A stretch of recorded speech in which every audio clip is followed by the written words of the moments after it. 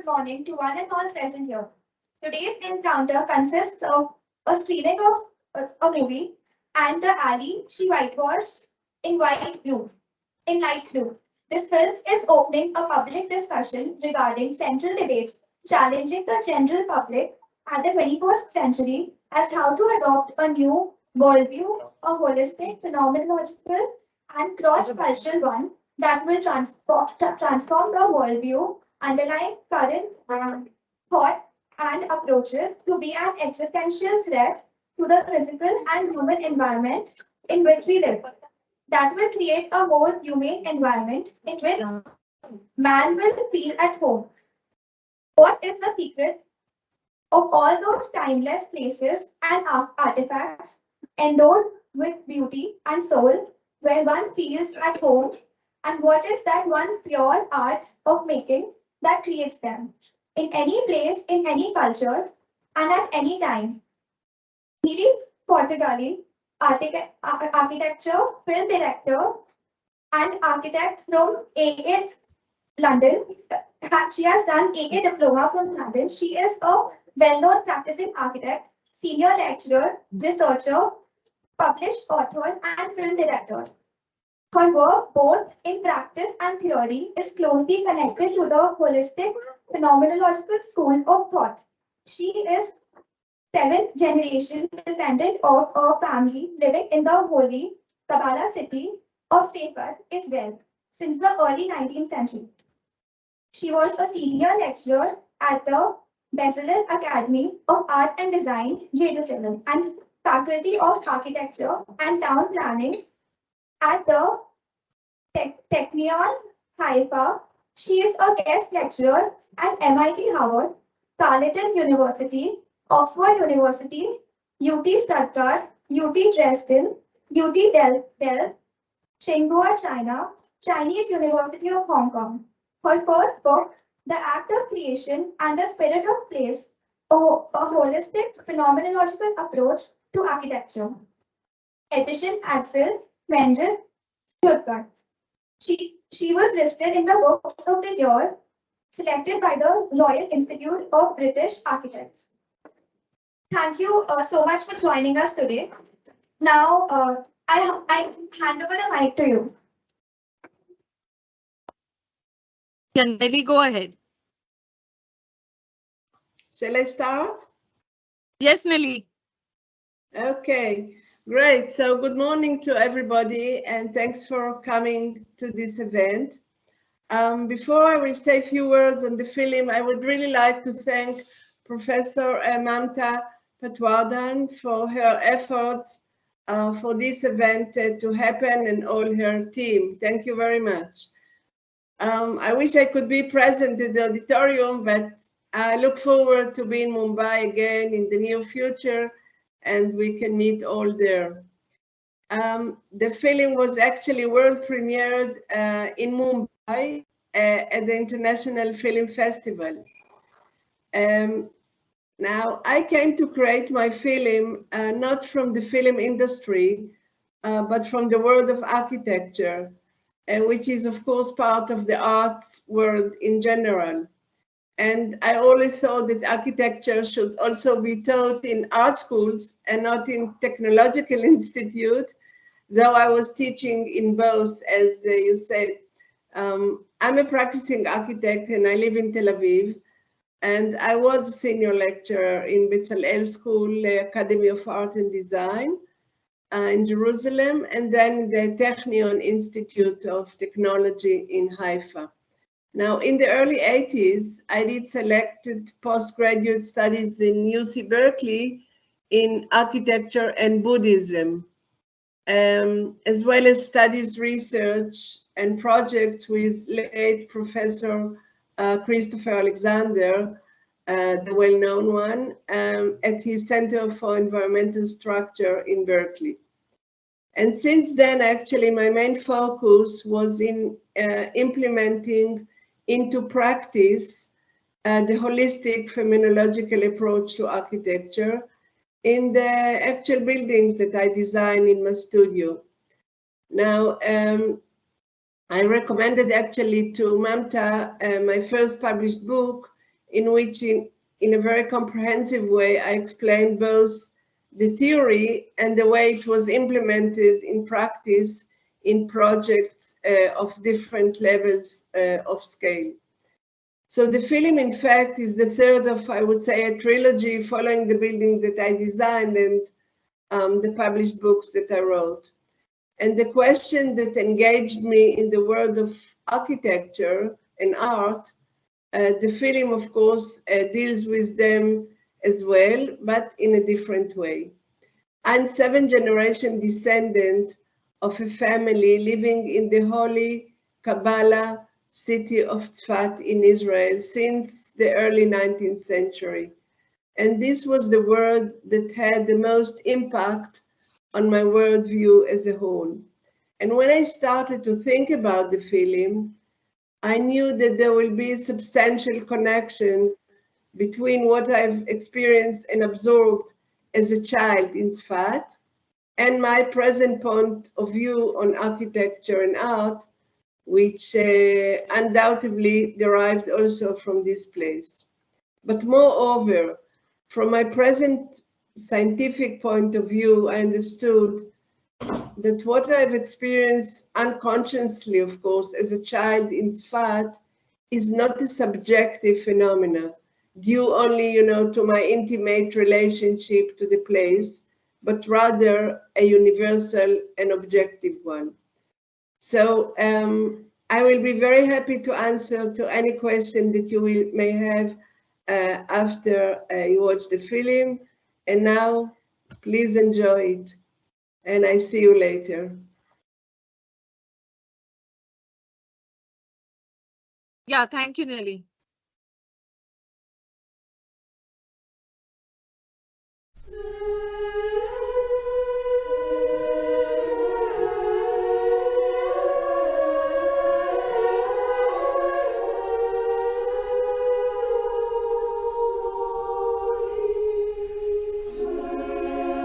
מה קיים בבסיס כל אותם המקומות שבהם האדם מרגיש כבתוך ביתו?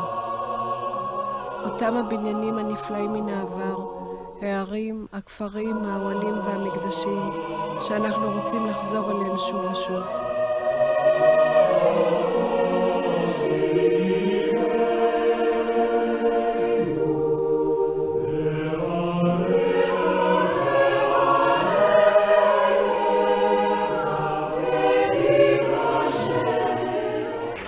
ככל שהתקדמתי במסע החיפוש, במחיצתם של אנשי מדע ומלומדים בודהיסטים שהאירו את פניי, ובעודי מגיעה לפסגת אותה הדרך, למקדשו של הדלאי למה, הבנתי שבפיתולי הדרך הזאת כבר עליתי, ואת התשובות לשאלות שחיפשתי כבר קיבלתי.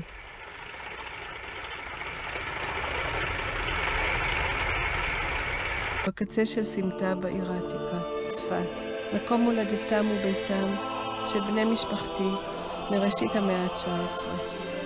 זה המקום שבו הרגשתי איך מקום עם נשמה, שבו אנו מרגישים כבתוך ביתנו, צריך להרגיש. בבסיס כל אותם המקומות שבהם האדם מרגיש כבתוך ביתו, קיימים דפוסים פיזיים מוחלטים, האחראים מאז ומעולם לדיאלוג שבין האדם לסביבה, לתחושת המקום.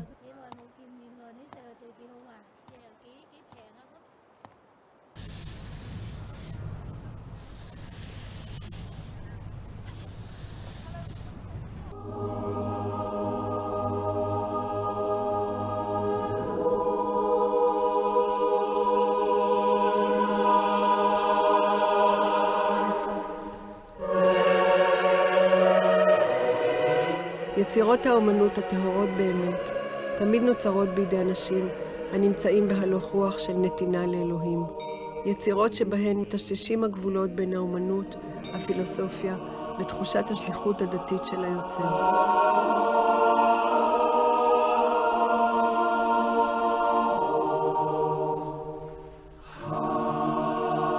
סיפורה של סבתא הוא גם סיפורו של הדור האחרון של זקני צפת, שנשא על כתפיו יותר מ1000 שנות היסטוריה של עיר, עם מורשת תרבותית שכבר לא קיימת ונשכחה לחלוטין. ואם רק נרצה להתקרב לטבורה של הדרך האחת שמעבר לזמן, הדרך שלה הייתה מחוברת סבתא, היא שתוביל אותנו ליצירת ערים, כפרים, רחובות ובניינים, שבהם אדם ירגיש כבתוך ביתו, בכל מקום, בכל תרבות ובכל זמן.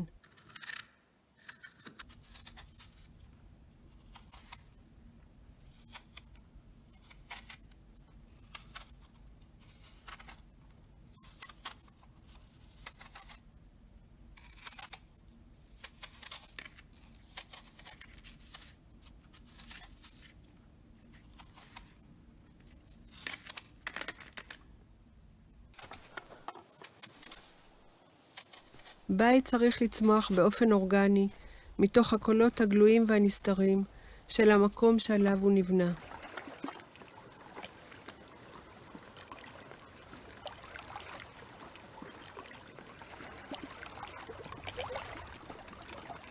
בחפשנו את המשמעות של האמת, אנחנו מחפשים את המציאות עצמה, ועל מנת להיות במגע עם מציאות הדברים, עלינו לבחור בתהליך של מודעות וערנות, המשחרר אותנו מכל גורם, המפריע לצלילות הדעת.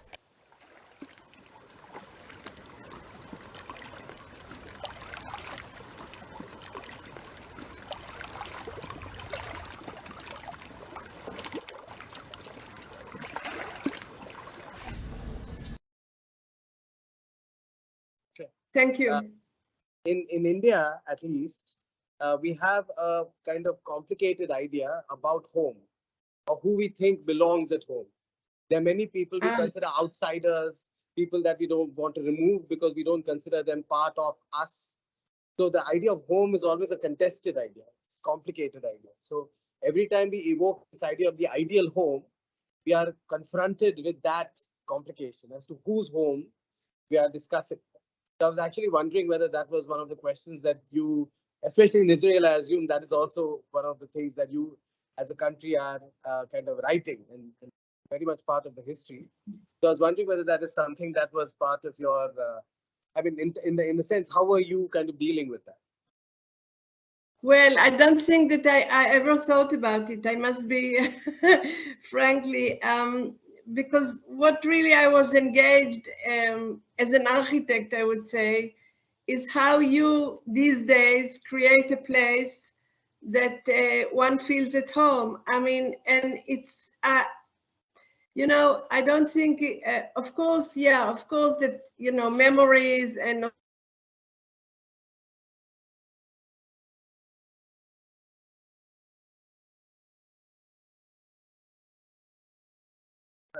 the question is, I mean, the question is, you know, it's not even if you are the owner of the home or, you know, but it's really any environment. I mean, even, I don't know, a bench that you are sitting in the garden should have, you know, this feeling of home. I mean, this spirit that I'm talking about. So this is what actually, you know, I was trying to talk about in the film, and I was engaged as an architect. I mean, all the other factors we have no control on, you know, but let me tell you something, maybe it will clarify. You see, the thing is that what I'm talking about really are the patterns that really generate this feeling of home, that, as you mentioned, you know, it's all very clarified in the pattern language of Alexander, etc. But now the thing is, it's not only that, you know, places are generated, places that, you know, we feel good in and you know, have a pleasant feeling are generated by patterns, but how come different people from different cultures, and this is a bit touching your question, experience places in a very similar way? You see, I took, you know, Chinese people or Indian people to a synagogue in Israel, for instance, that, you know, they don't belong to this culture. They've never been here. You know, they don't have grandmother nearby, nothing. But, you know, it really, you know, it really made them emotionally feel amazing. And if I go to, I don't know, Hindi temple in India or Buddhist temple in, I don't know where, I don't belong to this culture or religion. I have this very deep emotional feeling, because the hypothesis is that these patterns that are generating these places, or this feeling of a place, is actually a mirror of patterns which are printed in our mind from the outset. Which means, you know, like there is in linguistic, there is Noam Chomsky, who was talking in the spoken language about patterns, like how come we learn different languages and all of this, because there is something which is more, you know, printed in our mind. So this is the hypothesis again here, that there are patterns which are really from the outset. And this is why it is common to us all as human beings, regardless if, you know, if we are from India, from Israel, Buddhists, Christians, or Jews, it doesn't matter. So, and specifically, you know, as an architect, let's say, you know, this is what I was engaged with. I mean, how you create these places that people feel it. And really, I mean, you know, people feel in a very similar way, you know, a place which, you know, it doesn't actually have to, you know, that they actually belong to, or they were born in, etc. Of course, it plays a role, but this is subjective, okay? I mean, but I'm more interested in the sort of universal objective factors, because of course there is also in this game subjective ones, you know, because it reminds you your grandmother, this, that, of course. But there are things which are underlying this. I mean, it's much more deeper than that. So I hope I answered your question. Yes, thank you. Yeah, I mean, that's exactly what I was trying to say. Thank you.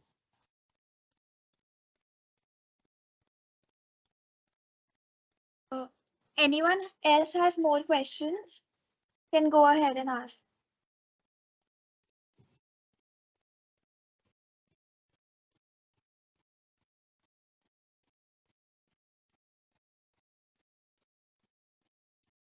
You know, when I was screening my film in Mumbai in the festival, somebody came to me and said, you know, your film really reminds me the village that I was born and my grandmother lives there near Mumbai. So you see, I mean, the association he had were, you know, about the same, and he lives near Mumbai, I live.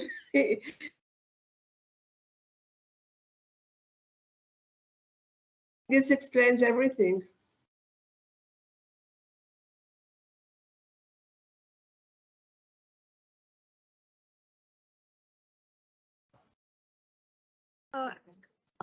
Want me to say thank you? Can you understand? Thank you so much for this amazing movie, and thank you for joining us today. And I think that's all for the question and answer round also. Thank you. Thank you very much. Thank you. Thank you very much.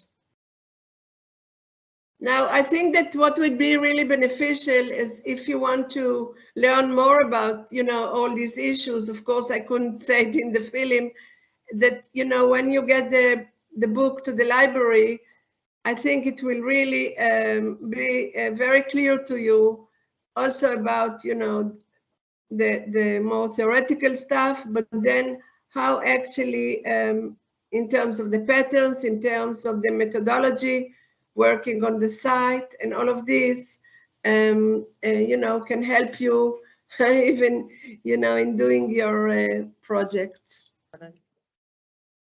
Yes, that will be wonderful, Nili. We've already put in a request for the book, so we should have it soon. Very good, very good. Yeah, So thank you so much. I hope I meet you in the near future. Yes, we look forward to